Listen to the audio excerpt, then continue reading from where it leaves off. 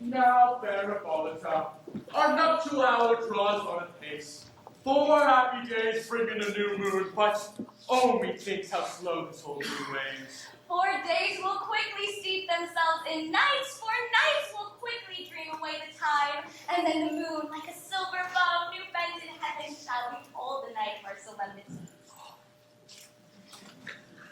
Go, Philostrate, stir up the Athenian youth to merriment. Awake the pert and nimble spirit of mirth. Turn melancholy forth to funeral. The pale companion is not for our pomp. Hippolyta, I wooed thee with my sword and won thy love doing thee injury. But I will wed thee in a different key, with pomp, with triumph, and with reveling.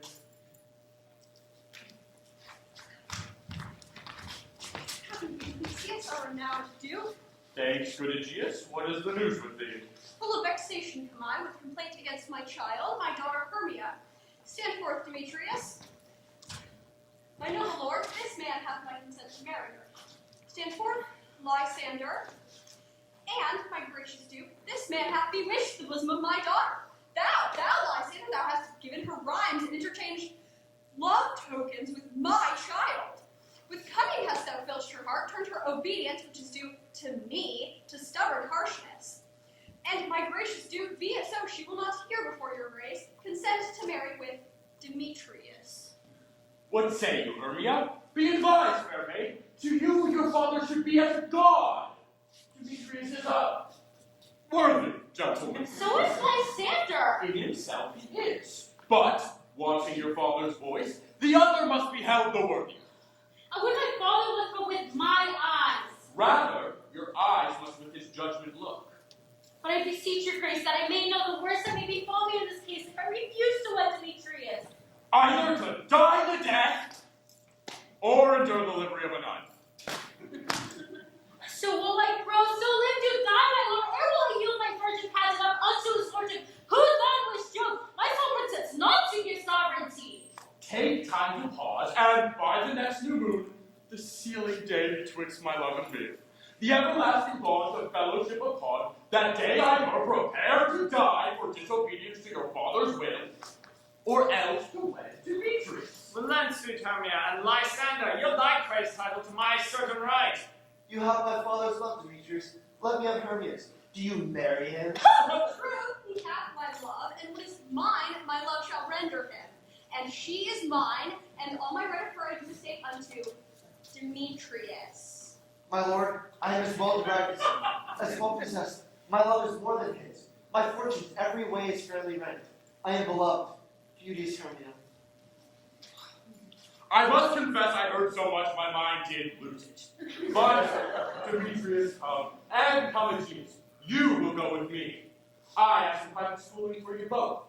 And for you, fair Hermia, look you arm yourself to fit the fancies of your father's will, or else by law of Athens, yield you up. Come, my Hippolyta. What cheer, my love?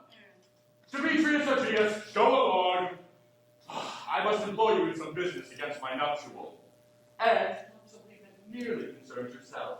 With duty and desire we follow you.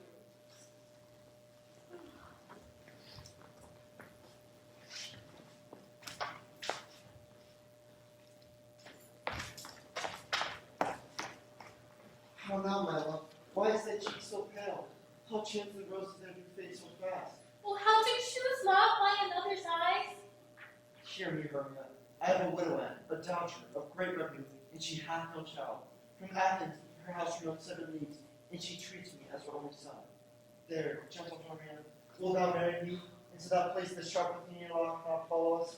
If thou lovest me, then steal forth thy father's house tomorrow night.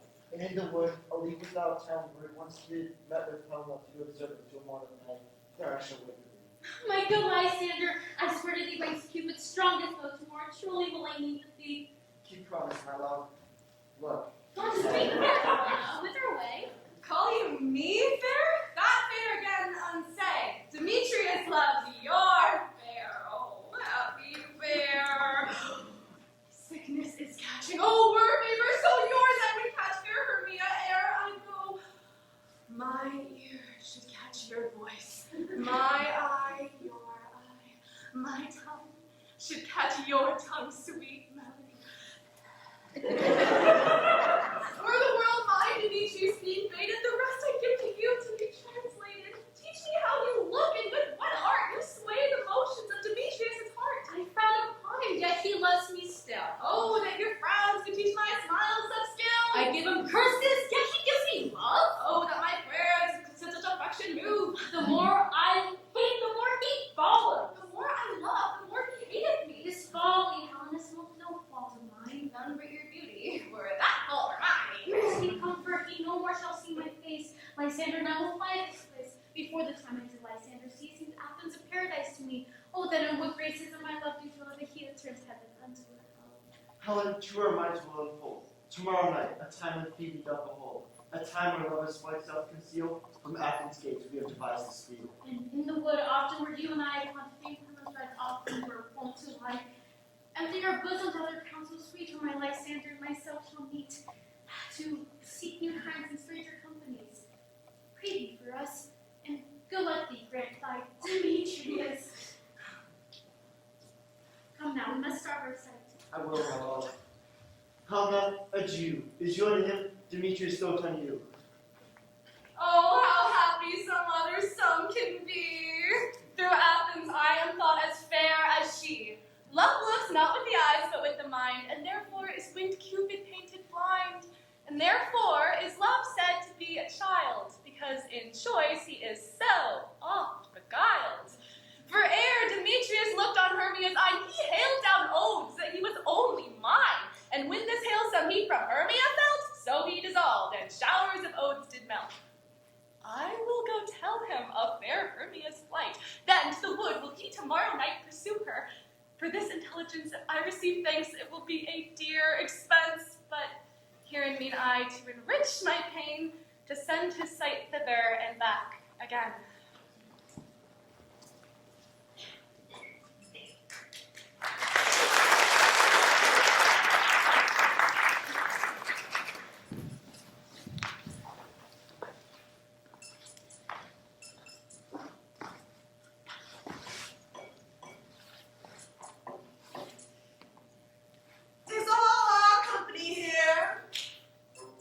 You are best to call them generally, man by man, according to the script. Here is the scroll of every man's name which is thought fit through all of Athens to play in our interlude before the Duke and Duchess on his wedding night. First, good Peter Quince, say what the play treats on, then read the names of the actors.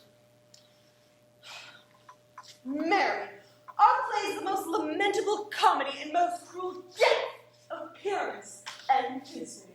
Oh, a very good piece of work, and a merry. Now, good Peter Quince, call forth your actors by the scroll, and so grow to a point. Masters, spread yourselves.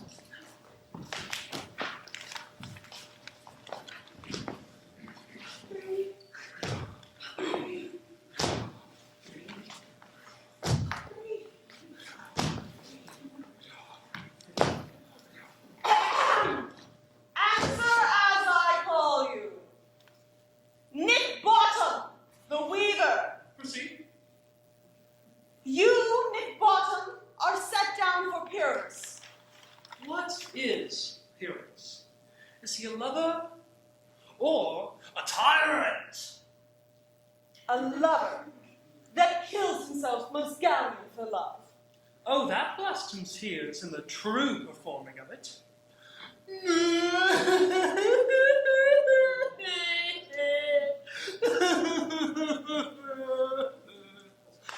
If I do it, let the audience look to their eyes. I will move storms. I will condole in some measure.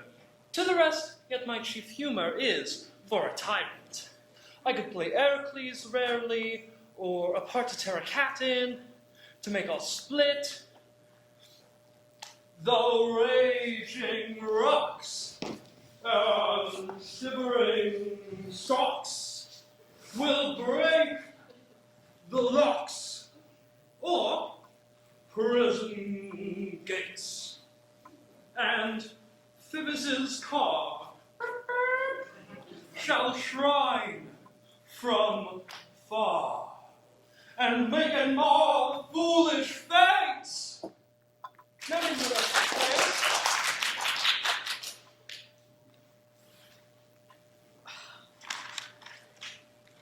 Francis Flute, the bellows mender. Here, Peter Quince. You, Flute, must take Thisbe on.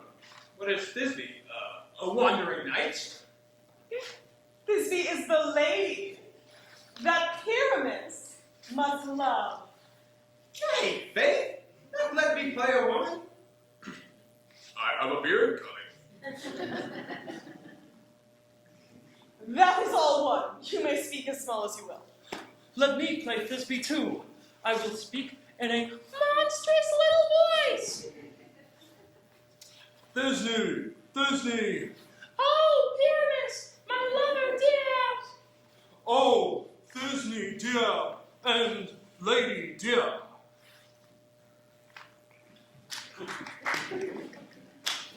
No, no. You must play Pyramus and Flute you Thisbe. Well, proceed. Robin Starveling, the tailor, you Peter Quince.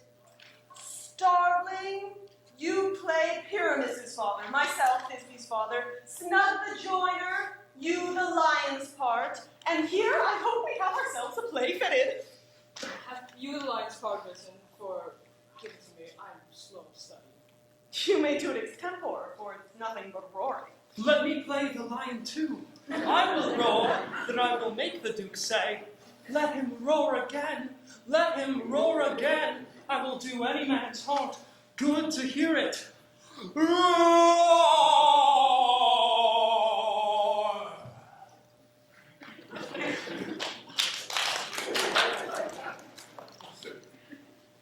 And you should do it too terribly.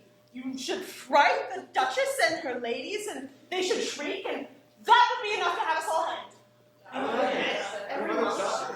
I grant you, fellows, if we should fright the ladies out of their wits, then they would have no discretion but to hang us.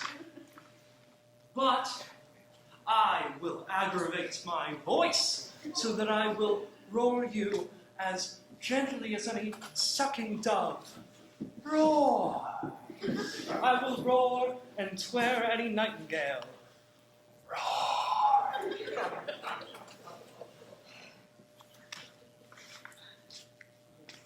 You must needs play Pyramus.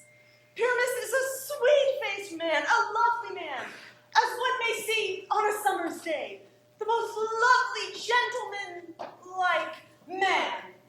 Therefore, you must needs play Pyramus. Well, I will undertake it. Masters, here are your parts.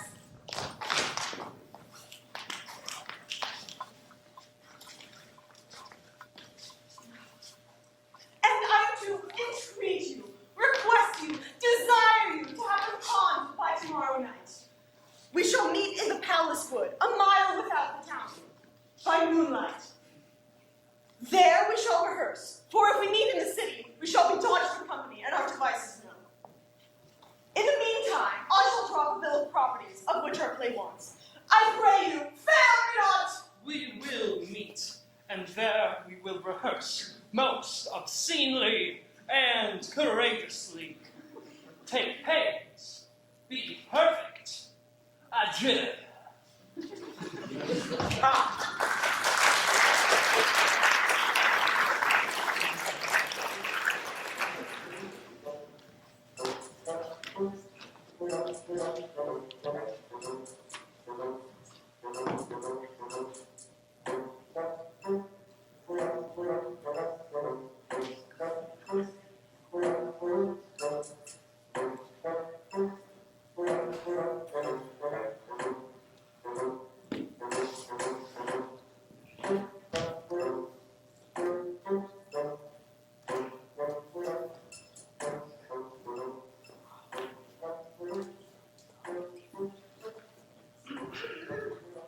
How now, spirits? Whither wander you? Over hill, over dale, through bush, through briar, through flood, through fire, I do wander everywhere, swifter than the moon sphere, and I serve the fairy queen, to do her orbs upon the green. The cowslips all our pensioners be, in their gold-coated spots you see. Those be rubies, fairy favors, in those freckles live their savors. I must go seek some dewdrops here, and hang a pearl in every cowslip's ear. Farewell, the lava spirits, I'll be gone, our queen and all her elves come here on. The king doth keep his revels here tonight, but take heed, the queen come not within his sights, for Oberon is passing fell and wrath, because that she, as her attendant hath, a lovely boy stolen from an Indian king. Ah, she never had so sweet a changeling. But jealous Oberon would have the child, knights of his train, to trace the forest wild. But she, perforce, withholds the loving boy, crowns him with flowers, and makes him all her joy. And now they never meet in grove nor green, by fountain clear or spangled starlight sheen. And they do swear that all their fellows do care, creep into acorns and hide them there. Either I mistake your shape and making right, or else you are the certain neighbor's right, a long good fellow. Were you not she that brings the maidens to the villagery, skim milk, and sometimes they run corn, and who looks at house's house with churn? When they have make the drink to bear no harm, those at midnight night wanderers laugh and no more. Those that hop up and call you the sweet pup, you do their work, and they shall have good luck. Are you not she? Thou speakest right. I am the merry wanderer of the night. I just Oberon to make him smile, when I, a fat and bean-fed horse, beguile, nay, in the likeness of a filly foal, and sometimes lurk I in a gossip's bowl, in the very likeness of roasted crab. And when she drinks against her lips, I pop, not her withered dewlap, for the air. Ah, the wisest aunts telling the saddest tale, sometimes for a pretty footstool mistaken me. Then slip I from her bum, down tumbles she, and terror cries, and falls into a cough, and the whole choir hold their hips and laugh. But, room fairy, here comes Oberon. And here my mistress, with that he were on.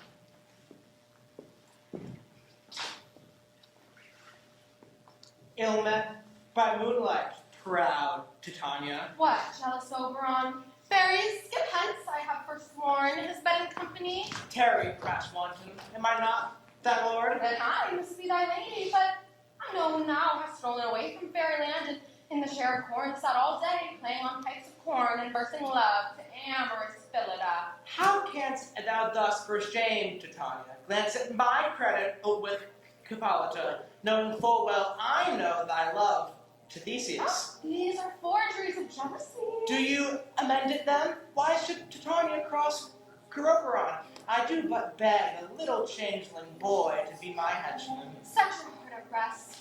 His mother was of my order, and she, being mortal of that boy, did die, and for her sake do I rear up her boy, and for her sake I will not part with him. How long within this wood intend you stay? Perchance, till after Theseus' wedding day. If you will patiently dance in our rounds and see our moonlight revels, go with us. If not, shun me, and I will spare your haunts. Give me that boy, and I will go with thee. Not for thy fairy kingdom. Fairies,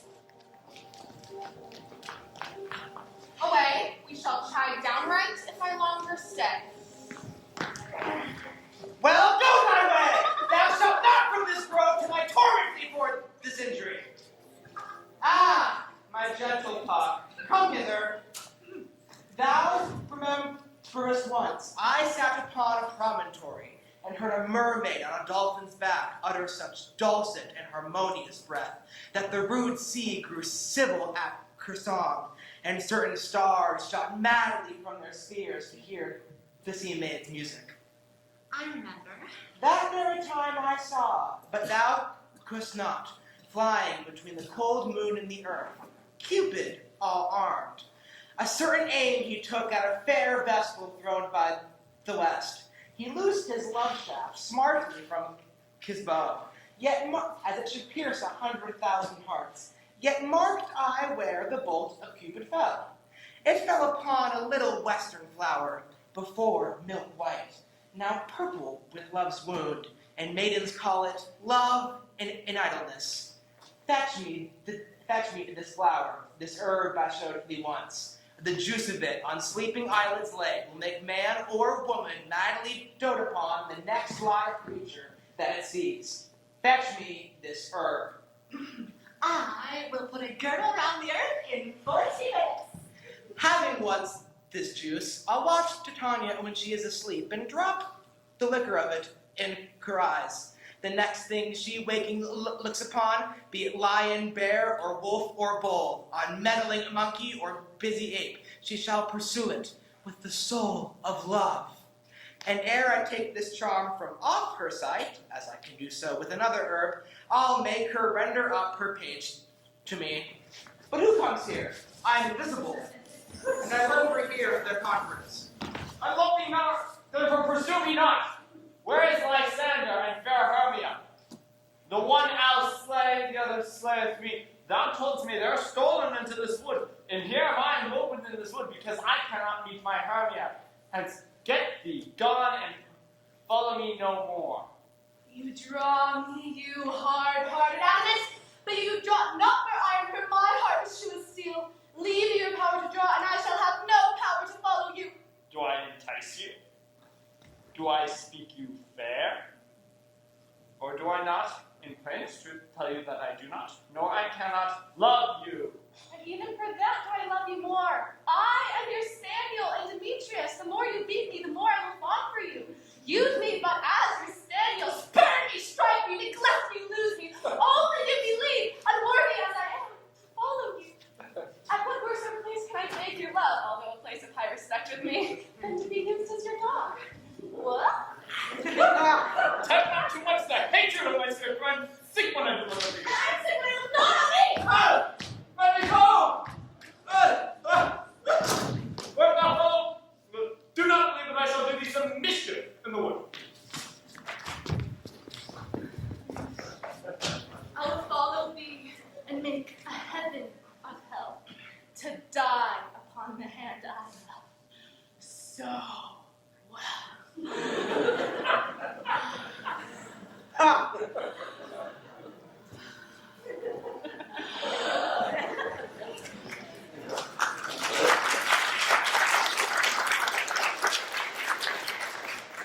Fare thee well, nymph. Ere do he leave this grove, thou shalt fly him, and he shall pursue thy love. Hast thou the flower there? There it is. I pray thee, give it to me. I know a bank where the wild thyme blows, where oxlips and nodding violet grows. There sleeps Titania sometimes of the night, lulled in these flowers and the dances of delight. And there, the snake throws her enameled skin, weed white enough to wrap a fairy in. And with the juice of this, I'll streak her eyes and make her full of hateful fantasies. But take thou some of it, and see through this grove. A sweet Athenian lady is in love and disdainful will you. Anoint his eyes, but do so that the next thing he espies may be the lady.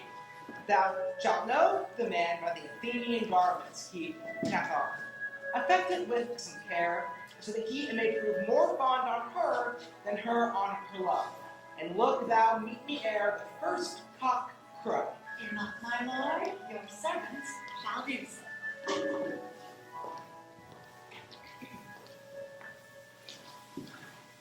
Come, now round on a fairy song, then, for the third part of a minute hence, some tickle cankers from muskrose buds, some more with rare mice for their leathern wings to make my small elves coats, and some to keep back the clamorous owl that nightly hoots and wonders at our quaint spirits. Come, sing me not sleep, and to your offices and let me rest.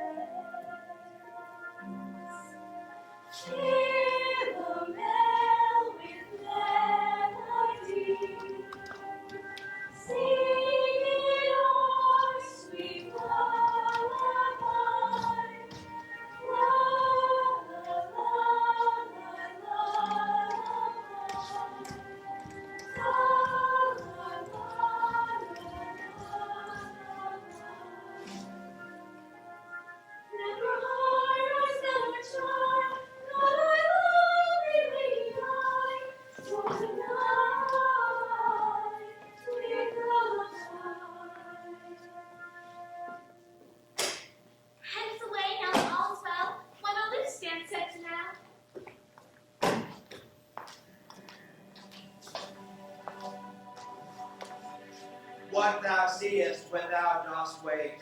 Do it for thy true love take, love and languish for his sake. Be it ounce or cat or bear, pard or boar with bristled hair, in thy eye it shall appear, when thou wakest, it is thy gear.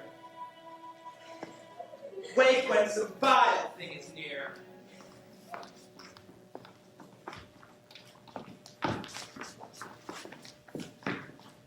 True love, you fainted forming in the wood, and to speak truth, I have lost our way. Let us rest here if you think it good, and turn for the comfort of the day. Be it so, Lysander, find you that bright on his will rest my head. One tear shall serve as bed for his boat. One heart, one bed, two bosoms, and one troth. Nay, good Lysander, for my sake, my dear, lie further off yet. Do not lie so near. Oh, speak the sense of my innocence, for love doth give me neither love's preference. I mean to say that my heart unto yours is knit, so that the one heart we can make of it. Not by your side, nor better me deny, and lying so, Hermia, I do not lie. Lysander riddles very prettily, but good sir, for my beloved courtesy, lie further off.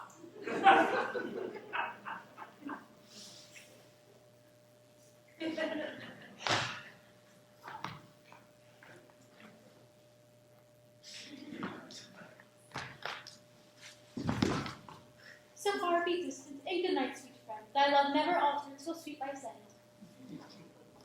Amen, amen, to that fair prayer say I. Here is my bed, sleep give thee all his rest.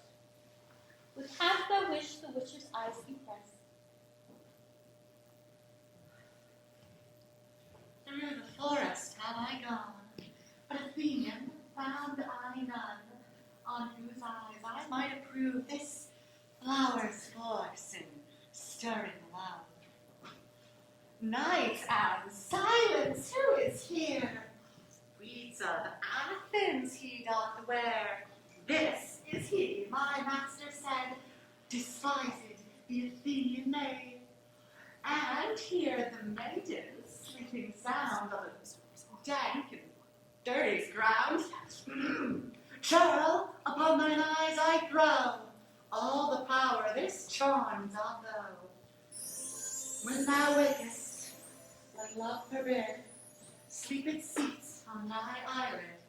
So awake when I am gone, for I must now to Oberon. Stay, wilt thou kill me, sweet Demetrius? I charge thee hence, and do not haunt me thus. Wilt thou darkly leave me? Do not so. Stay, on thy peril. I alone will go. Oh, I am out of breath on this fond chase. The more my fares, the lesser is my grace. Happy is Hermia, whereso she lies, for she hath blessed and attractive eyes. But what is here? Lysander? On the ground? Dead or asleep? I see no blood, no wound. Lysander, if you live, good sir, awake! And what the fire will flash, you say, transparent lava, nature shows art, through which thy bosom I can see thy heart. Where is Demetrius? Oh, how good a word is that vile name to perish on my sword. Do not say so, Lysander. Say not so. What though he loves your Hermia, Lord? What though? If Hermia still loves you, then be content. Content with Hermia? No, I do repent the tedious minutes with her I have spent. Not Hermia, but Helen I love, who would not change a raven for a dove. Wherefore was I to this king mockery born, when at your hands did I deserve such scorn? Is it not enough? Is it not enough, young man, that I did never know, nor never can deserve a sweet look from Demetrius as I, yet you must laugh my insufficiency? Good troth, you do me wrong, good sooth you do, in such disdainful manner me to will. Yet fare ye well, perforce I must confess, I thought you a lord of more true gentleness. Oh, that a lady of one man refused should of another therefore be repelled. Ah! She's not Hermia. Hermia, stayest thou there, and never come Lysander near. And with all my power, address your love and might, to honor Helen, and to be her knight.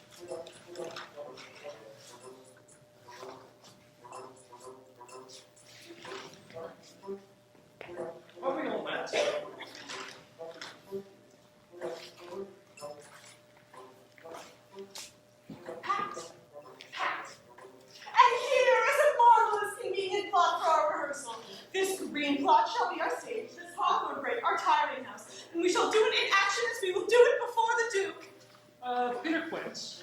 What sayest thou, Bottom? There are things in this comedy of Pyramus and Thisbe that will never please. First, Pyramus must draw a sword to kill himself. That the ladies cannot abide. How answer you that? Bracken of parlous fear. I fear it, I promise you.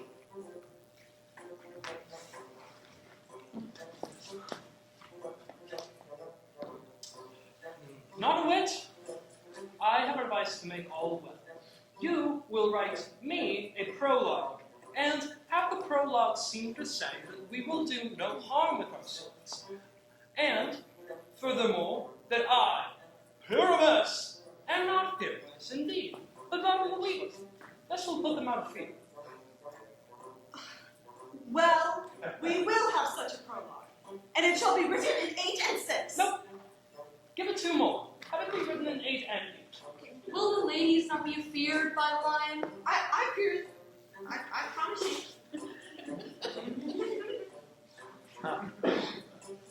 Masters, you must consider amongst yourselves to bring in, God shield us, a lion amongst ladies is a most dreadful thing, for there is no more fearful wildfowl than your lion living, and we ought to look to it. Therefore, another prologue must tell he is not a lion. Nay, you must name his name, and half of his face must be seen through the lion's neck. And he must speak through the lion's neck, saying thus, or to the same effect, ladies, or fair ladies, I would wish you, or I would request you, or I would entreat you not to fear, not to tremble, my life for yours. If you think I come hither as a lion, it were pity of my life. No! I am a man, as other men are. Then he will plainly state his name is Son of the Joy.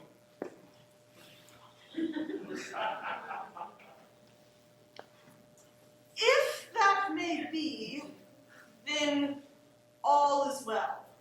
But there's 2 hard things. That is, we must bring moonlight into the great chamber, for, so says the story, Pyramus and Thisbe did meet by moonlight. Doth the moon shine the night we play our play? A calendar.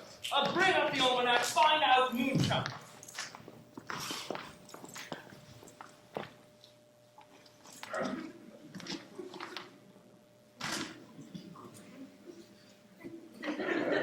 Ha!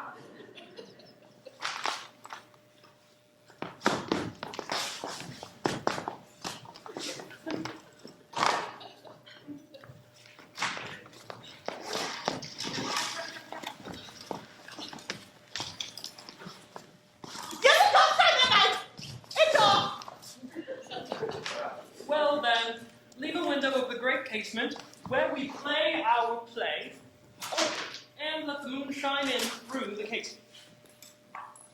Or one may come in with a bush of thorns and a lantern and say he come in to disfigure, or rather to present the person of moonshine. Then there was another thing. We must have a wall in the great chamber, for, so says the story, Pyramus and Thisbe did whisper through the hole in a wall. You can't bring in a wall. Some man or other must present wall, and let him have some plaster or some grout cast about him to signify wall.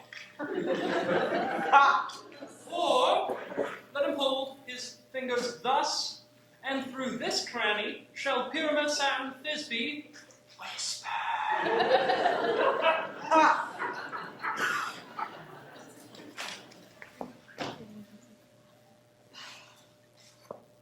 If that may be, then all is well. Come, every mother's son, sit and rehearse your parts. Pyramus, you begin with your speech. Thisbe enter in the break, and everyone according to his cue.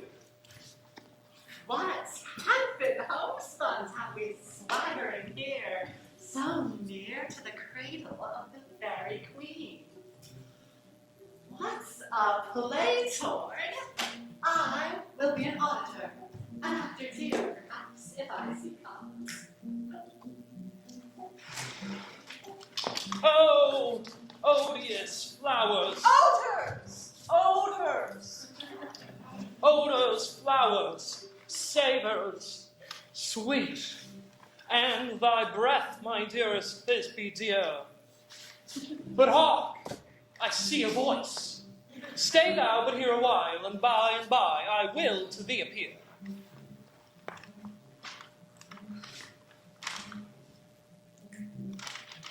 Stranger, purest than our plague here.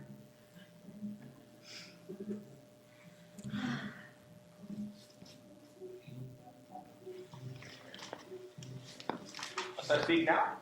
I mean, must you? For you must understand, he goes but to see a noise that he heard, and is to come again. Most radiant Pyramus. Most radiant Pyramus, most lily-white in hue, of me sweet Pyramus, of Ninny's tomb. Nine is his tomb, nine is his tomb.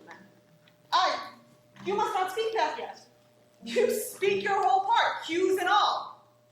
Pyramus, enter, your cue is past. It is never tire. Oh. As true as horse, and yet would never tire.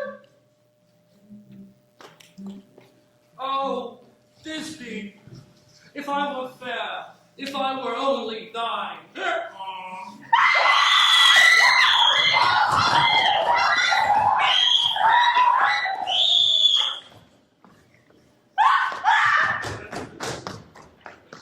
Why do they run away?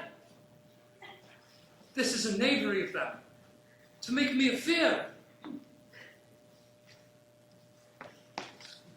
But, thou art changed. What do I see on thee? What see you? See you an asshead of your own, do you? Oh, bless thee, Father, bless thee! Thou art translated! I see their knavery. This is to make an ass of me, to frighten me, if they could. But I will not stir from this place. Do what they would, I will walk up and down here, and I will sing that they shall hear. I am not afraid. The finch, the sparrow, and the lark. The plains of cuckoo grey.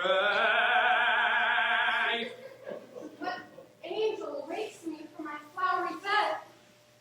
Whose note full many a man doth mock, and dare not answer nay. I pray thee, gentle mortal, sing again. Mine ear is much enamored with thy note, so is mine eye enthralled to thy face. Thy fair force doth move me on the very first view to say, to swear, I love thee. Methinks, mistress, you should have little reason for that. Thou art as wise as thou art beautiful. Not so, neither. If I have wit enough to serve mine own turn, I have wit enough to get out of this wood. This would do not desire to go. Thou shalt remain here, whether thou wilt or no. I am the spirit of no common rate, and the summer still doth creep upon my state, and I do love thee. Therefore go with me. I'll give thee fairies to attend on me, and they shall fetch thee jewels from the deep and sing while thou on pressed flowers doth sleep, and I will purge thy mortal grossness, so thou and the fairy spirit go. Peace blossom, however mustard seed. Ready? And I. Where shall we go? Be kind and courteous to this gentleman. Hop in his walks and gambol in his eyes. Feed him with apricots and dewberries, with purple grapes, green figs, and mulberries. The honeybacks steal from the humblebees to have my love to bed and to arise, and cut the wings from painted butterflies to fan the moonbeams from his fleeting eyes. Nod to him elves and do him courtesies.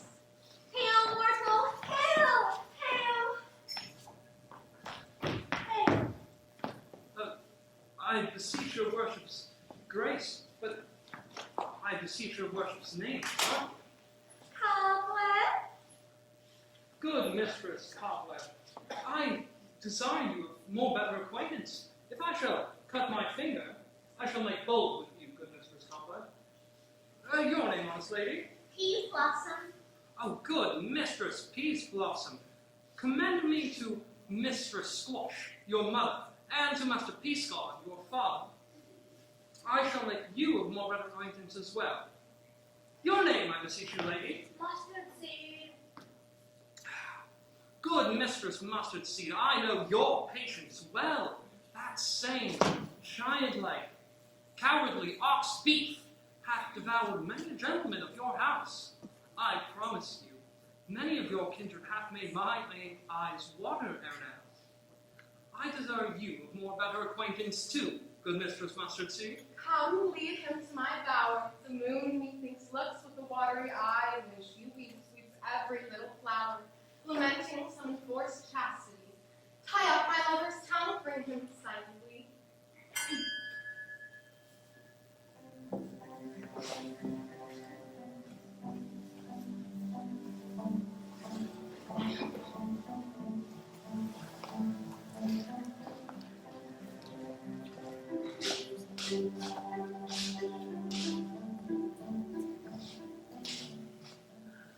I wonder if Titania'd be awake. Then what it was that next came in her eye, which she must dote upon, in extremity. Ah, here comes my messenger. How now, mad spirit? What night rule about this haunted grove? My mistress with a monster is in love. Near to her close and consecrated bower, while she was in her dull and sleeping hour, a crew of patches, rude mechanicals, work for bread upon Athenian stalls, were met together to rehearse a play intended for great Theseus's nuptial day. The shallowest, thick skin of that barren sort, who Pyramus presented in their sport, forsook his scene and entered in a break. When I did him at this advantage take, an ass's knoll I fixed upon his head. Anon, is this he must be answered.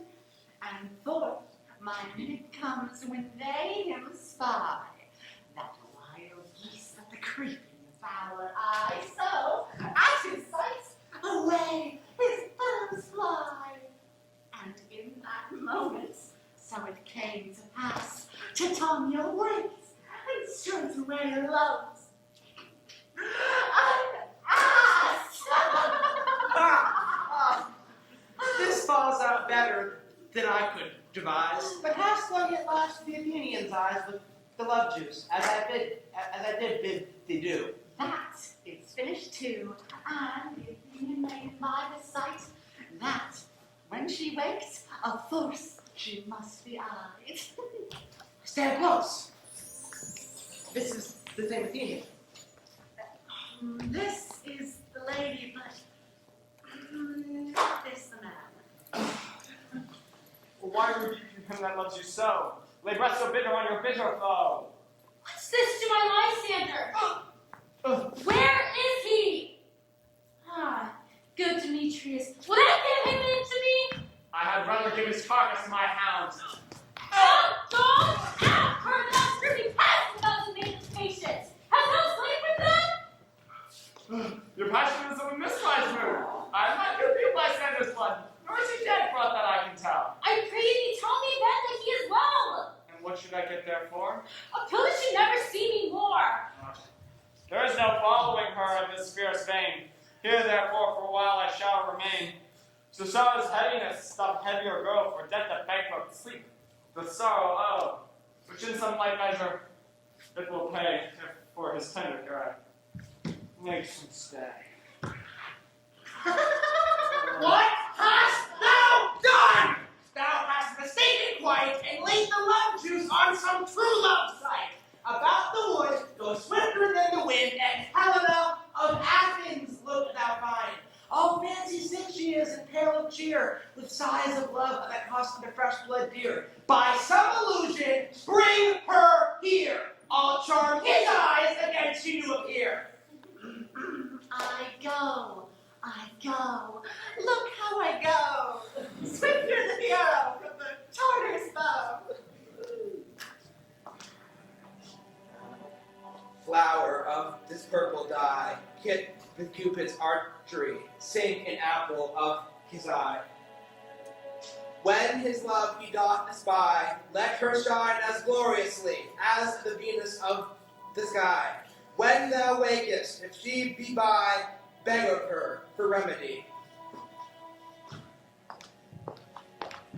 Captain of our ferry band, Helena is here at hand, and the youth is sent by me, pleading for a lover's fee.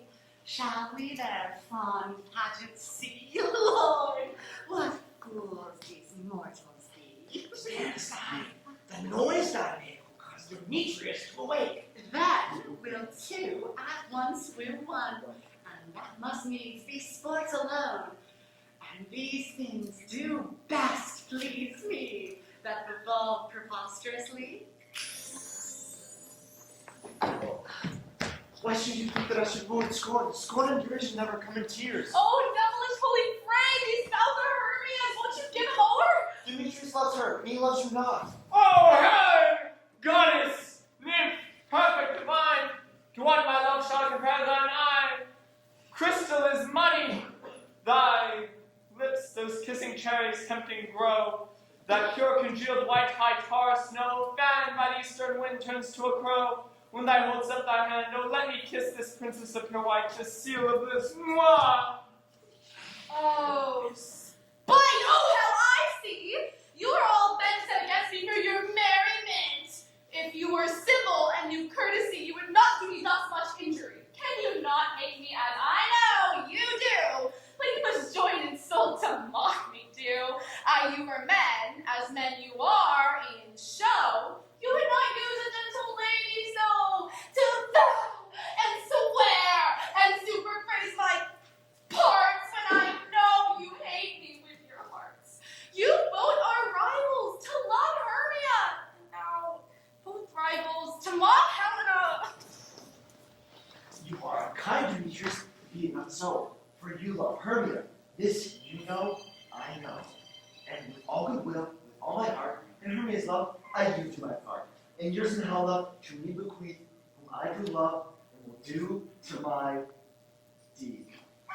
Never did mockers waste more idle breath. Lysander, keep thy Hermia. I will none.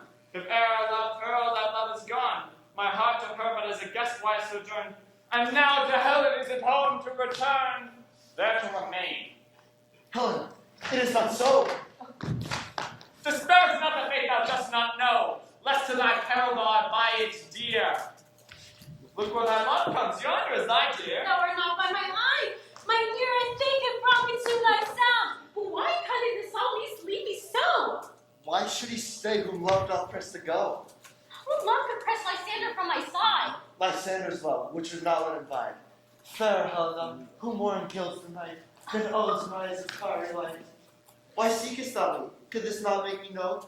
The hate I bear thee made me leave thee so? You speak not as you think, it cannot be. Oh, she is one of this conspiracy. Now I perceive they have conjoined all three to fashion and false sport in spite of me. Injurious Hermia, most ungrateful maid. Have you conspired? Have you with these contrived to bait me with the spell of derision? Oh, it's all forgot. All school days, friendship, childhood innocence. Will you rend our ancient love asunder to join with men in scorning your poor friend? It is not friendly. 'Tis not made.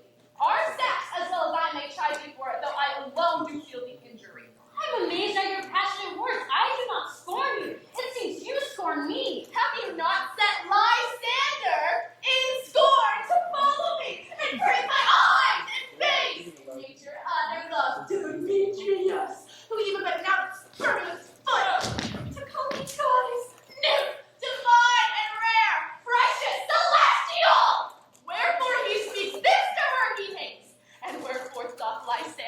not your love so rich within his soul and tender me, pursues affection, and by your setting on, by your consent. I understand not what you mean by this. I do persevere. Counterfeit sad looks make mouth upon me when I turn my back. It's fair used well. 'Tis partly my own fault, which death or absence shall soon remedy. Stay, gentle Helena. Hear my excuse. My love, my life, my soul, fair Helena. Sweet, do not scorn her soul. If she cannot entreat, I can compel. Thou canst compel no one that she entreat. Thy threats have no more strength than her weak prayers. Helen, I love thee, by my life, I do. I swear that by which I will lose for thee, to prove him false. That says I love thee not. I say I love you more than he can do. If thou say so, withdraw and prove it too. Quick! Ha! Ha! Ha! Ha! Ha! Ha! Ha! Richard Kendall, kiss my Sander? No, You feel... no, he'll seem to break loose. Take on as you would follow, but yet come not. You're a tame man, go! Hang off, thou cat. Thou bird. Vile thing let loose, or I will shake thee from me like a serpent. What? Why are you grown so rude? What change is this, sweet love? Thy love? Out, Tontar, out! Outlaw of medicine, out, hated potion, hence! Do you not jest? Yes, Sooth, and study out. Demetrius, I'll keep my word with thee. I would I had your bond, for I perceive a weak bond holds you. I'll not trust your word. What, should I hurt her? Strike her? Kill her dead? Although I hate her, I'll not harm her so. Hate me? What can you do me for your heart of hate? Am I not hurt nor you not Lysander? I am as fair as I was erewhile. Since now you love me, oh, you love me! The gods forbid in earnest, shall I say? I, by my life, and never desire to see thee more. Therefore, be out of hope, of question, of doubt. Me certain nothing truer, 'tis no jest, that I do hate thee in love, Helena.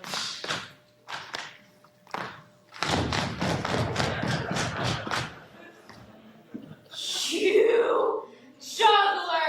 You canker monster! You think my love wanted to come by head to steal my heart from him? Have you no modesty, no maiden shame, not a touch of bashfulness? What? Have you commentary, patient answers from my gentle tongue? Fine. You counterfeit, you puppet, you! Puppet! Why so? There it goes again. Now I perceive that she may compare between our statures. She averts her height, and with her personage, her troll personage, her height, her station prevails with them. And are you grown so high as to speak because I felt the dwarf it? And low? Well, how low am I? Enough mentioned me. How low am I? I am not yet so low that I can reach my nails into my ass!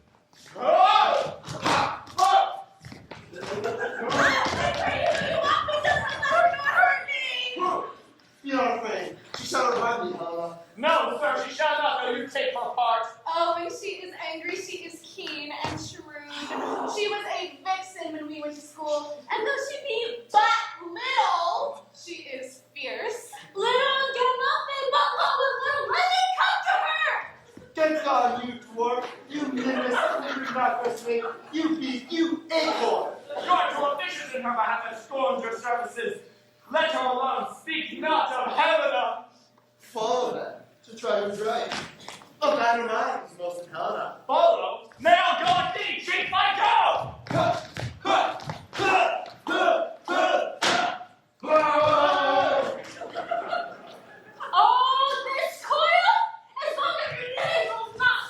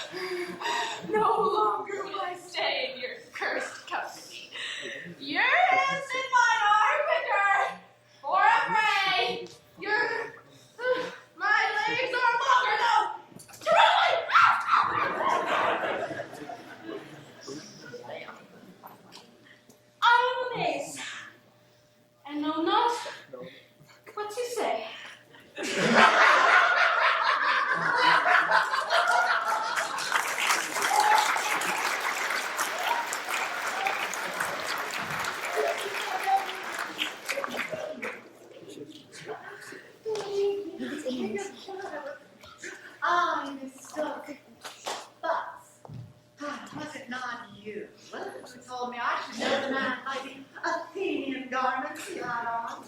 And so far blameless proves my enterprise, that I have anointed an Athenian's eyes. And so far, their jangling I do esteem a sport. Then crush this herb into Lysander's eye, whose liquor hath this virtuous property. When they next wake, all this derision shall seem but a dream of fruitless vision. And back to Athens shall the lovers wend, with leave whose date till death shall never end. As I this affair do thee employ, all to my queen, and beg her Indian boy. And then I shall her charm die release from Arthur's view, and all will be peace. But notwithstanding haste, make no delay. We may effect this business yet ere day. Ah, up and down, up and down. I will lead them up and down. I am feared in field and town. Ah, goblin, lead them up and down. Here comes one. Where art thou, proud Demetrius? Speak thou now. Here, villain, drawn and ready. Where art thou? I will be with thee straight. Follow me then, to plainer ground. Lysander, speak again. Thou runaway, thou coward, art thou fled? Where dost thou speak in some bush? Where dost thou hide thy head? Thou coward, art thou bragging to the stars, telling the bush that thou lookest for wars, and wilt not come? Come, recreant, come thou shalt, I'll whip thee with a rod. He is defiled that draws a sword on thee. Yeah, art thou there? Follow my voice, we'll try no manhood here. He goes before me, still dares me on. Where I come, where he calls, then he is gone. The villainous far lighter healed than I. Faster flew, but faster did I fly. That fall on mine are darker even way. And here sorest me. Come, thou gentle day, for if but once thy show me thy sweet light, I'll find Demetrius and revenge this flight. Oh. Abide me if thou darest, for while I look, thou runnest before me, shifting every place, and darest not stand nor look me in the face. Where art thou now? Come hither, I am here. Nay then, thou mockest me. Thou shalt find a seer if ever I thy face by daylight see. Now go thy way. Faintness constraineth me to measure out my length on this cold bed. My day's approach is quick to be visited.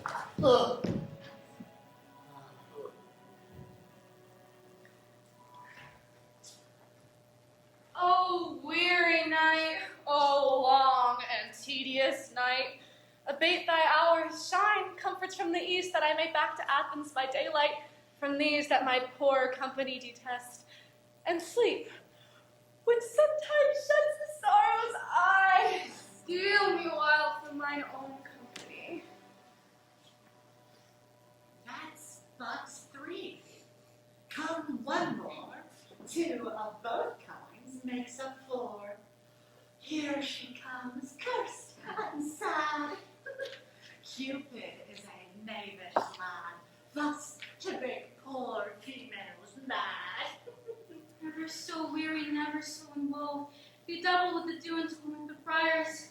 I can no further call, no further go. My legs can no longer keep pace with my desires.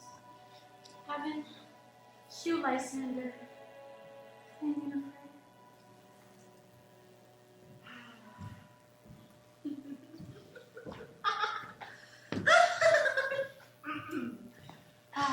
I'll apply to your eye, gentle lover remedy.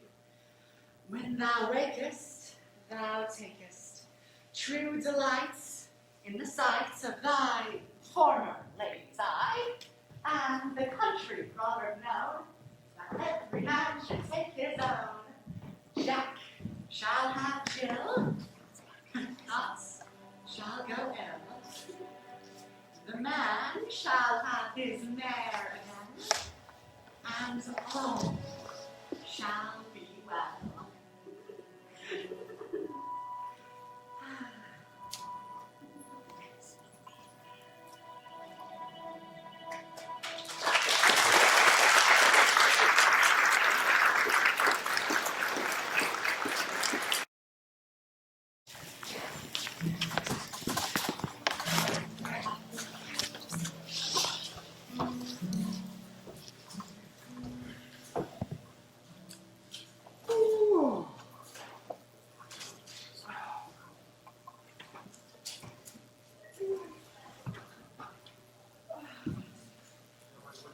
Come, sit thee down upon this flowery bed, while I thy amiable cheeks do coy, and stick musk roses on thy sleek, smooth head, and kiss thy fair, large ears. My gentle joy. Where's Peace Blossom? Ready? Scratch my head, Peace Blossom. Where's Madam Cobweb? Ready? Madam Cobweb, pick you up your weapons in your hands and hunt me a red-hipped humblebee on the top of a thistle. And fetch me the honey bag. But fret not yourself too much in this action, for I would hate to see you overflown with the honey bag. Where's Mistress Mustard Seed? Ready? Madam Mustard Seed, good madame, give me your knee, and leave your courtesy behind. What's so well? Nothing, good madame, but to help Peace Blossom scratch. When wilt thou hear some music, my sweet love? Oh, I have a wondrous good ear for music. Let us have the tongs and the bones. For, say, sweet love, what thou desires to eat. Truly, a peck of provender, or a bottle of your good, dry hay. Good, marvelous, wonderful, sweet, luscious hay. Hath no fellow. I have a venturous fairy that shall seek the squirrel's hoard and fetch thee new nuts. Let not your fellows come upon me, for I have been set upon by an exposition of sleep. I'm gonna eat it if you want it. Sleep thou, and I will wind thee in my arms. So doth the woodbine, sweet honeysuckle, gentle and twist the female ivy so. Fairies, be gone, be all the ways away. Oh, how I love thee, how I dote on thee.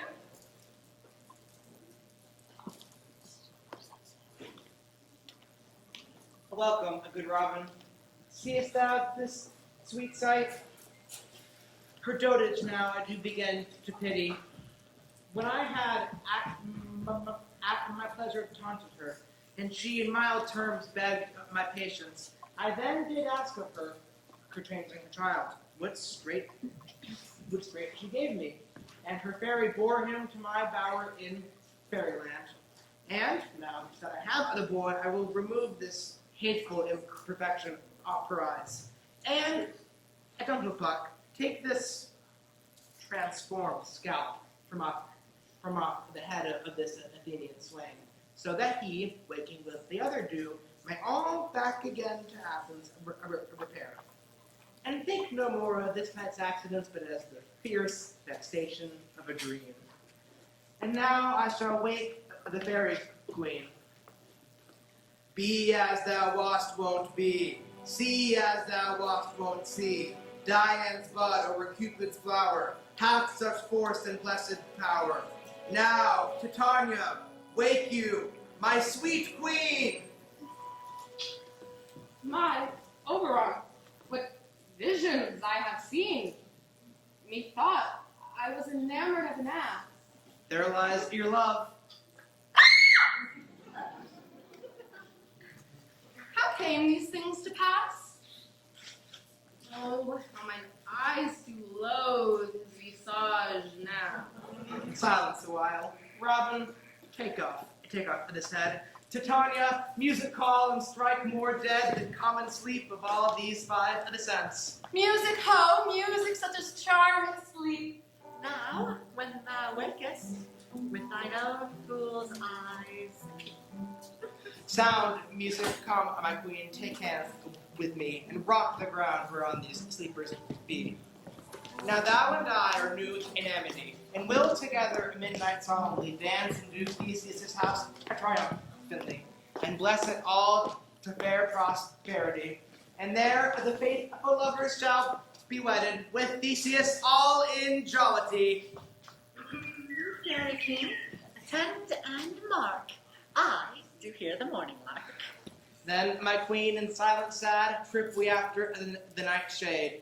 We the globe can compass soon, swifter than the wandering moon. Come, my lord, and in our flight, tell me how it came this night that I, sleeping here, was found with these mortals on the ground.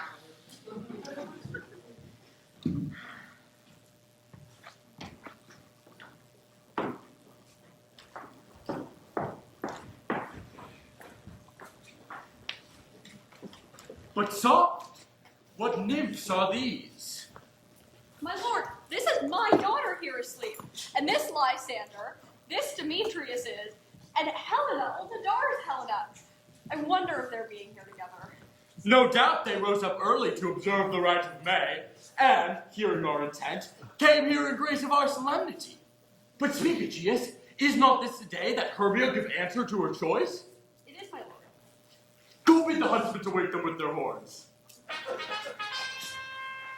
Good morrow, friends. St. Valentine's has passed. These woodbirds but a couple now. Pardon, my lord. Oh, I pray you all stand up. I know you two are rival enemies. How come this gentle conquered in the world? That hate is so far from jealousy. To sleep I hate and fear no enmity. My lord, I shall reply amazedly. Half asleep, half waking, but yet, I swear, I truly cannot say how I came to be here. But I do think, and for truly do I think, and for truly do I say it, I came with Hermia hither. Our intent was to be gone from Athens, where, without the peril of the Athenian law... Enough, my lord, you have enough. I beg the law upon his head. They would have stolen away, they would, Demetrius, thereby to have defeated you and me. You of your wife, and me of my consent. Of my consent that she should be your wife. My lord, fair Helen told me of their self, of this purpose hither to this wood, and I in fury hither followed them.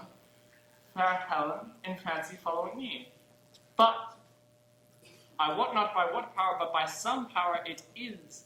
My love to Hermia melted as the snow, and seems to be now as the remembrance of an idle god that with childhood I did dote upon. But now all the faith, the virtue of my heart, the object and pleasure of my eye is only Helena. It was to her, my lord, was I betrothed ere I saw Hermia.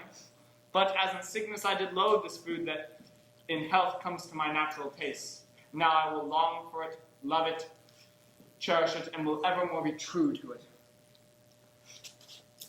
Fair lovers, you are fortunately met. For of this discourse I more will hear anon. Aegeus, I will overbear your will. For in this temple, by and by with us, these couples shall be eternally knit. And for the morning now with something worn, our purpose hunting shall be set aside. Come, Hippolyta. These things seem small and indistinguishable, like faraway mountains turned to clouds. Methinks I see thing with parted eye, and everything seems double. And methinks I found Demetrius like a jewel, mine own and not mine own. Are you sure that we are awake? So not yet we dream? Do you not think the Duke was here, and did bid us follow? Yea, and my father, and Hippolyta. And he did bid us to fall to the temple. Why, then we are awake. Let's follow. And by the way, recount our dreams.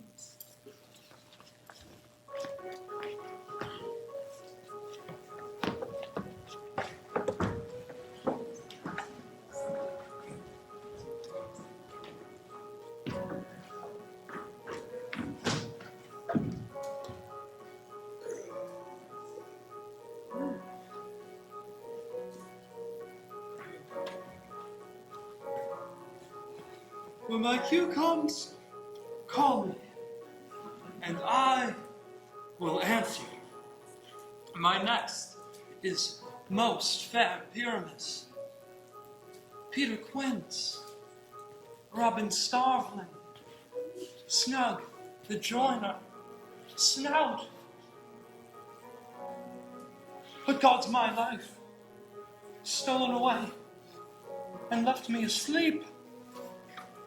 I have had a most bizarre dream. Me thought I was, and me thought I had. But man is but a patched fool, if you will offer to say what me thought I had. Oh, I've had a most rare vision. I will have Peter Quince write me a ballad of this dream. I will call it Bottom's Dream, because it hath no bottom.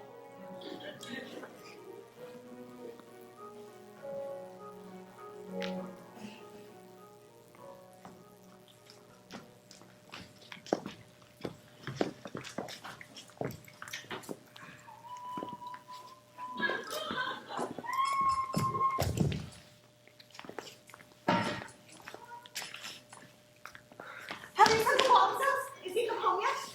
He cannot be heard of. Out of town he is transported. If he come not, then the blade is marred. It goes not forward, does it? It is not possible. You have not a man in all of Athens able to discharge Pyramus but he. No, it's simply the best handicraft of any man in Athens. Yeah, and the very paramour of a sweet voice too. You must say paragon. A paramour, that is. God bless us. A thing of naught. Master! Master! The Duke is coming for the temple of two or more ladies for marriage. If our sword has gone forward, we will all be made men.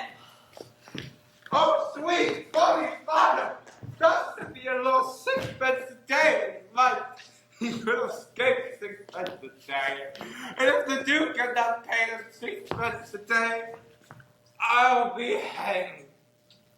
He would have deserved it.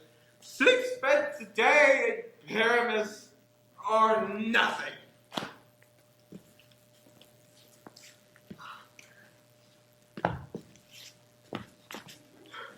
Oh, courageous day, a most happy hour!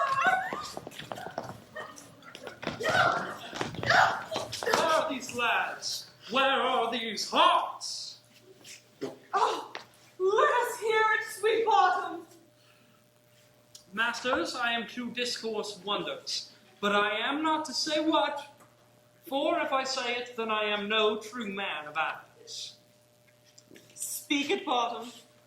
Oh, I will say it just all as it fell out. But no word of me. All I have to say is that the Duke hath dined. Every master, look o'er your part and pack your things. Our play is preferred. Let Thisbe have clean garments, and let the man who plays lion not pare his nails for the show, for they are to hang out and be the lion's clothes. Furthermore, dearest masters, we are not to eat onions nor garlic before the show, for we are to have sweet breath. And, I dare say, I expect them to say it is a sweet comedy. Now, no more words. Go away. Go away!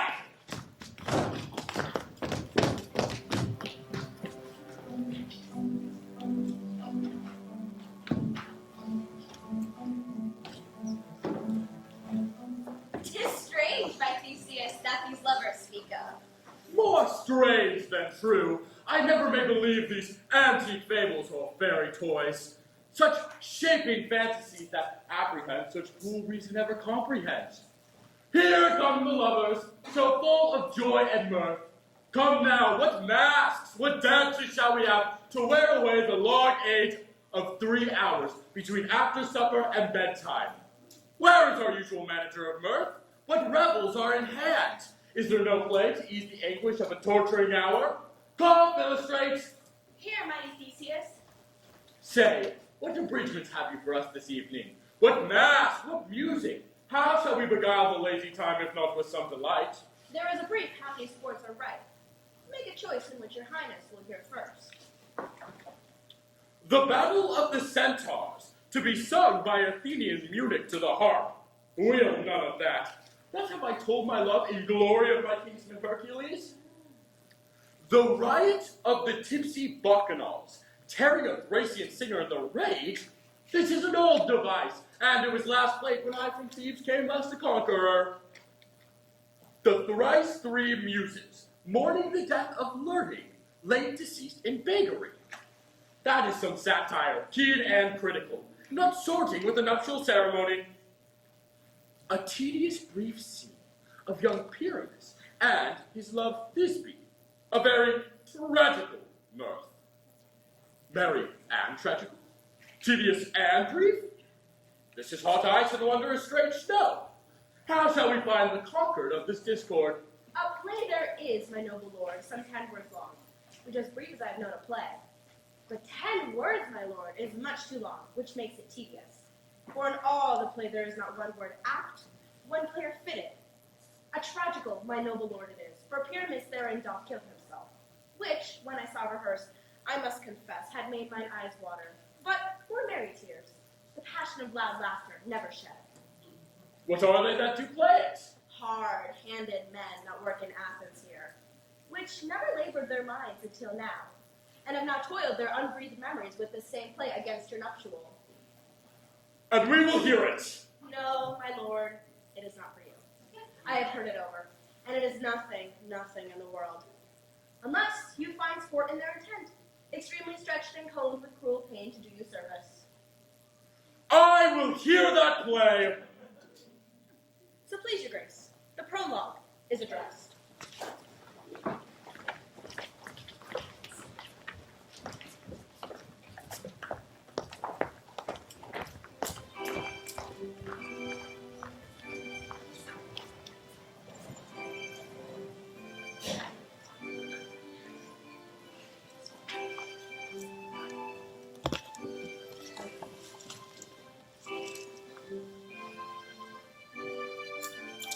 Let him approach.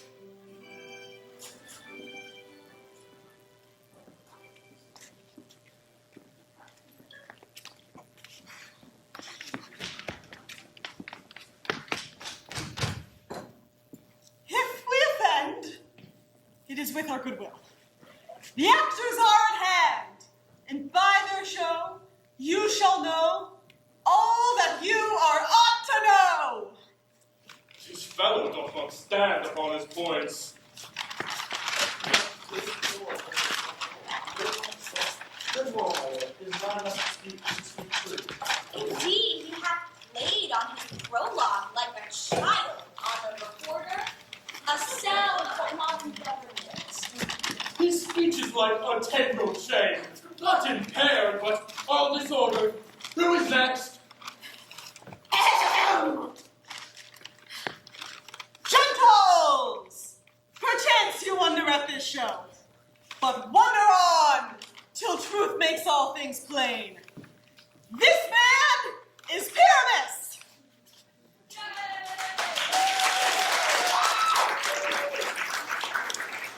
If you would know, this beauteous lady, Thisbe is certain.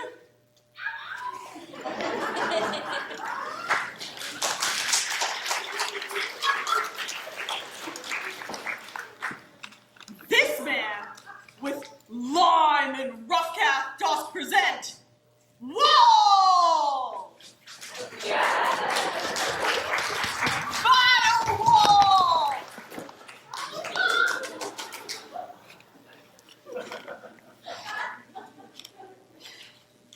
Through which these lovers did sunder, and through wall's hole, poor soul, they are content to whisper. Whisper, whisper. This grisly beast, which lion hight by name. This man presenteth moonshine.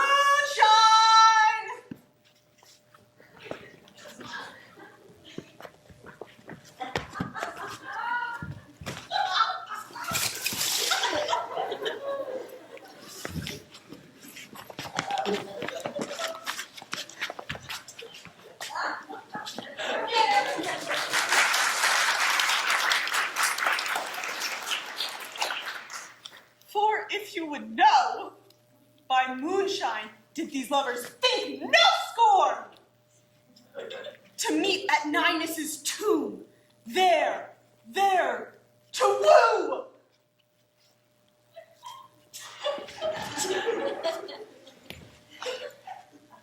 The trust Thisbe, coming first by night, did scare away, or rather did affright.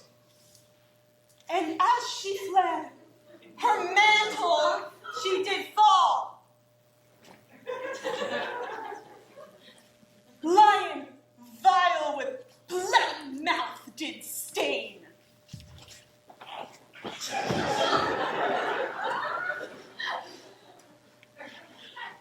Anon comes Pyramus, sweet youth and tall, to find his trusty Thisbe mantle slain.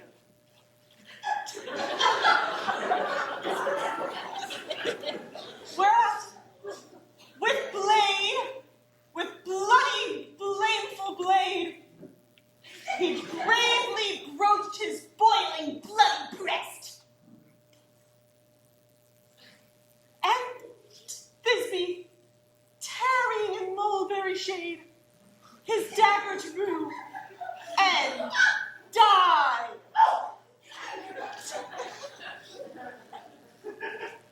For all the rest, let lion, moonshine, wall, and lovers twain at large discourse, for here they do remain.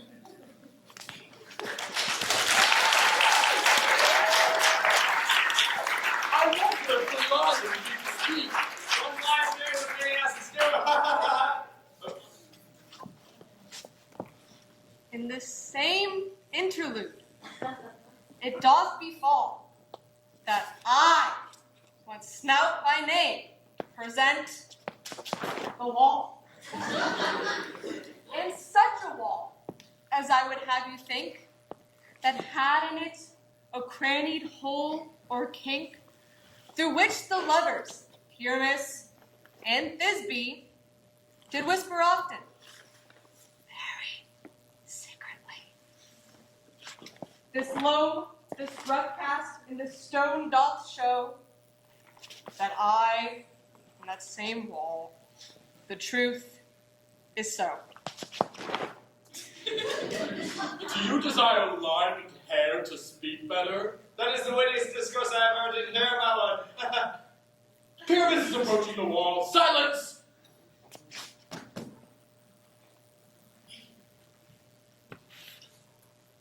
Oh, grim-looked night. Oh, night, with you so black. Oh, night, thou art, when day is not. Alack, alack, alack. I fear my Thisbe's promises forgot. Oh, wall, oh, sweet, oh, lovely wall, that stands between her father's ground and mine. Oh, wall, oh, sweet, oh, lovely wall, show me thy home to blink through with mine eye. But what see I? No Thisbe do I see? Cursed be thy stones, for thus deceiving me. Oh, but yonder she comes.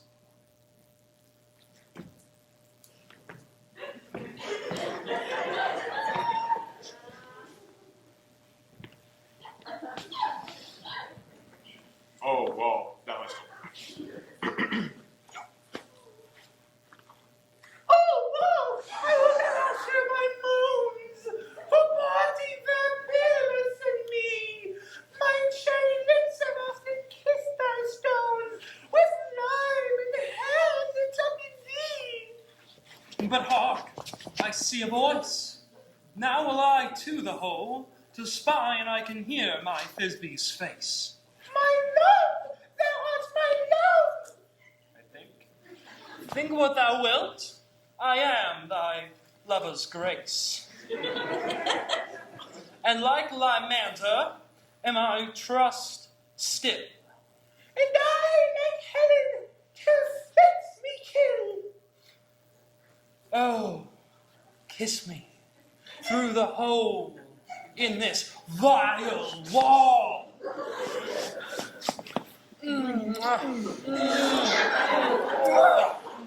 I kiss the wall's hole and not your lips at all. Wilt thou with Ninny's tomb meet me straightway? Time life, time death, I come back today.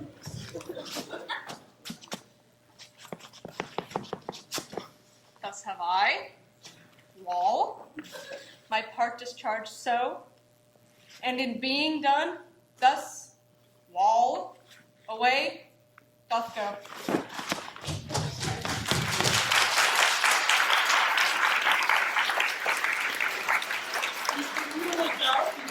Neighbors? There's no remedy, my lord, when walls are so willful to hear without warning. This is the silliest stuff that ever I've seen. The best in this kind are but shadows, and the worst are no worse if imagination amend them. It must be in your imagination then, not theirs. If we imagine no worse of them, then they themselves may seem as excellent men. Here come two double beasts, a lion and a man.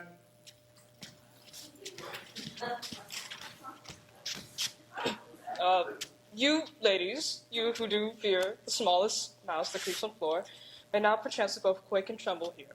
When lion in wildest rage doth roar, notice I, as snug the joiner, am a lion's fell, nor else no lion's dam. For if I were to come into strife with this place, 'twere pity on my life. A very gentle beast. It was the best set of beasts that ever I did see, my lord. Let us listen to the moon. This doth the moon present. Myself, the man in the moon do seem to be. This is the greatest curse of all the rest. He should be in the moon, or else he's not the man in the moon. Proceed, moon. I am aweary of this moon. Would that he would change. All I have to tell you is that this is the moon, and I'm the man in the moon. Here comes Disney.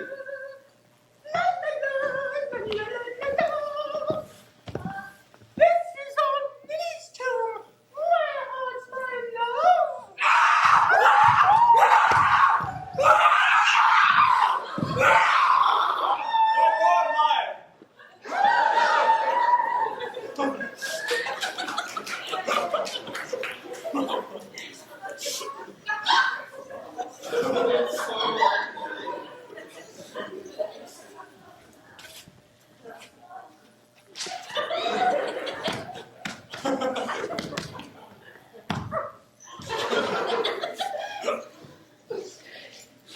Here comes Purvis.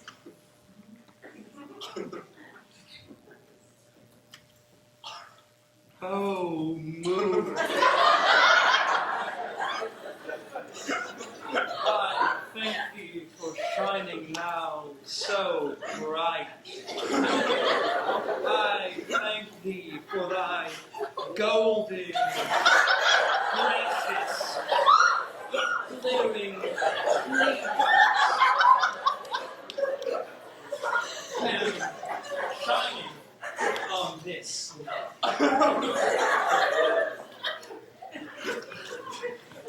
But stay.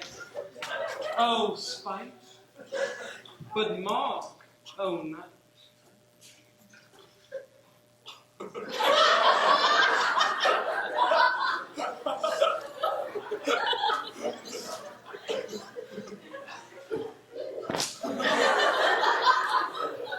What dreadful dole is here? Eyes, do you see?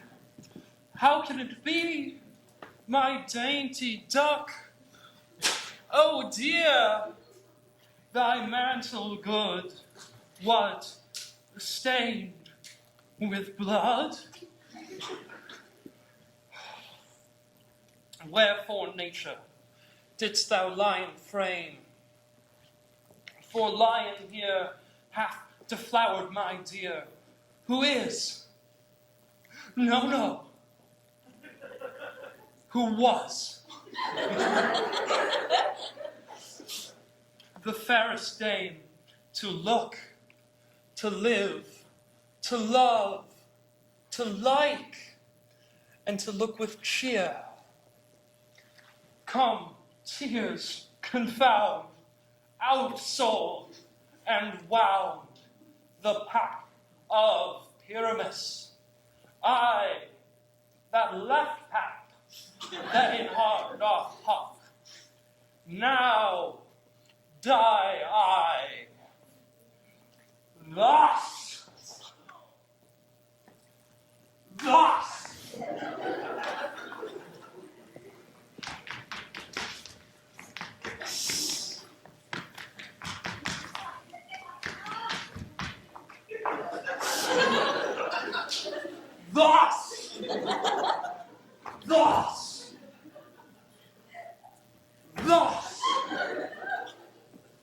Now am I dead.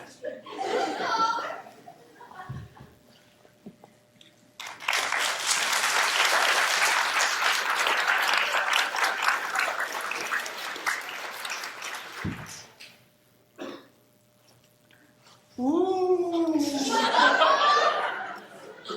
Now am I fled. My soul is in the sky.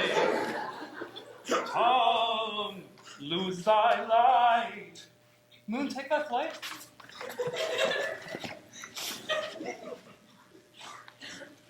Now, die. Oh, die. Oh, die.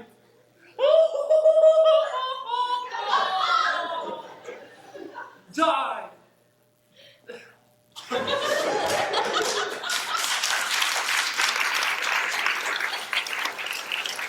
the help of a surgeon, he's not yet recovered. Oh, as much I got before this thing can come back and find your love.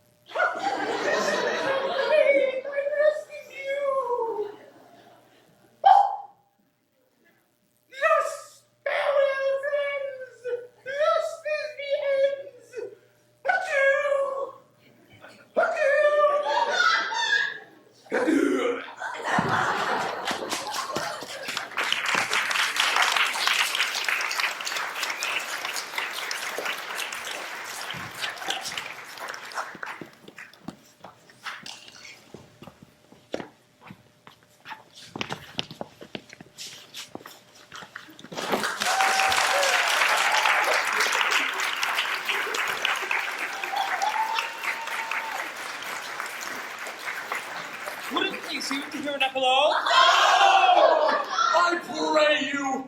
Lovers to bed, 'tis almost fairy time. Aw.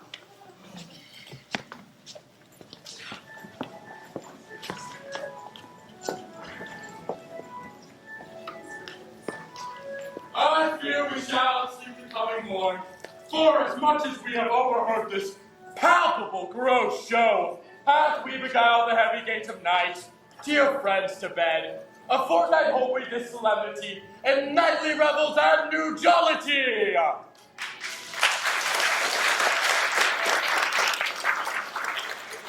the hungry lion roars, and the wolf howls the moon, whilst the heavy plowman snores, all with weary task foredone. Now the wasted brands do blow, while the screech owl, screeching loud, puts the wretch that lies below in remembrance of the shroud.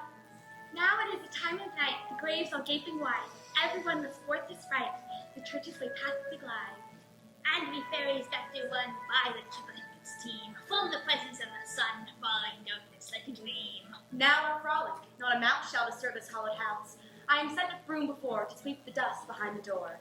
Through the house give glimmering light, by the dead and drowsy fire. Every elf and fairy sprite hop as light as bird from briar. And the city after me, sing and dance it trippingly. First rehearse your song by rote, to each word a warbling note. Hand in hand, fairy grace, will we sing and bless this place. From now until the break of day, through the house each fairy stray, and to the best of our bed will we, which by us shall blessed be. And the issue there create ever shall be fortunate. And shall our couples three ever true and loving be. And the bloods of nature's hand shall not their issue stand, never mole, harlot, nor scar, nor mark prodigious such a bar. Despised in nativity shall upon their children be. With this spiel do consecrate every fairy, take her gate. And each several chamber bless through this palace with sweet peace, and the owner of it blessed ever shall in safety rest. Trip away, make no stay, meet me by the break of day. If we shadows have offended, think but this, and all is mended. That we have but slumbered here, while these visions did appear. And this weak and idle theme, no more yielding night. Gentles, do not recommend. If you pardon, we shall mend. And as I am an honest puck, if we have unearned luck, now to scape the serpent's tongue, we will make amends ere long, else the puck a liar calls. So good night unto you all. Give me your hands if we be friends. And Robin shall restore amends.